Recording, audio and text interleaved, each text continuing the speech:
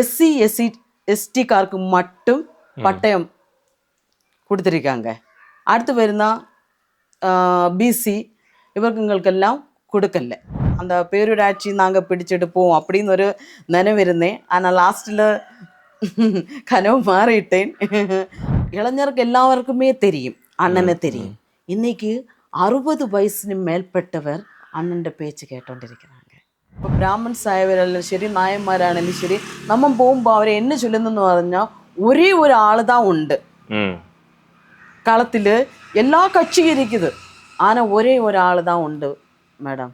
தட்டி கேட்குக்கு ஒரே ஒரு ஆள் தான் இருக்குது. அது இருந்தால் நாம் தமிழ் கட்சி அண்ணன் தான் இருக்குது, வேற யாருமே கிடையாது. இப்போ நம்ம ஓட்டு விவசாய சின்னத்தில் இட்டா பிஜேபி பீட்டியும் அதான் பேசிக்கொண்டிருந்தாங்க.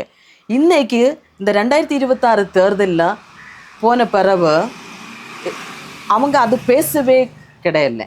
பிஜேபி பீட்டியமான அண்ணன் நம்ம விவசாய சின்னத்தின் ஓட்டுட்ட பிஜேபி பீட்டியமாட்டு போகுமே என்ன கிடையாது. அப்போ பெரியார் வந்து அவங்களுக்கு ஒரு பொருட்டே இல்லை. ஏன் அண்ணன் பிஜேபியை தட்டி கேட்காது? 2026 நேரமே எல்லாம் என்ன நினைச்சுண்டிருந்தேன், காங்கிரஸ் நல்லதாக்கும் அப்படின்னு ஒரு நினைவு பொதுமக்களுக்கு இருந்தாங்க. இன்னைக்கு பொதுமக்களுக்கு என்னன்னு நினைச்சா காங்கிரஸ் எல்லாமே அழிமதி, வேற எந்த ஆட்சியிலுமே அல்ல. இந்த டிஎம்கே ஆட்சியில தான் இந்த பிள்ளைய மாணவிகள் இந்த ஸ்கூலுகளில் எல்லாமே டாஸ்மாக் இந்த இதுதான். கிறிஸ்தவர்கள் வந்து காங்கிரஸ் இவ்வளவு நம்புறாங்கன்னா காங்கிரஸ் வந்து ஏதாவது ஒன்று பண்ணியிருக்கணும்ல கிறிஸ்தவர்களுக்கு. அப்படி என்ன பண்ணியிருக்காங்க இவ்வளவு? ஆனால் பொதுமக்கள்கிட்ட கேட்கும்போது காங்கிரஸ் எதுவுமே பண்ணல.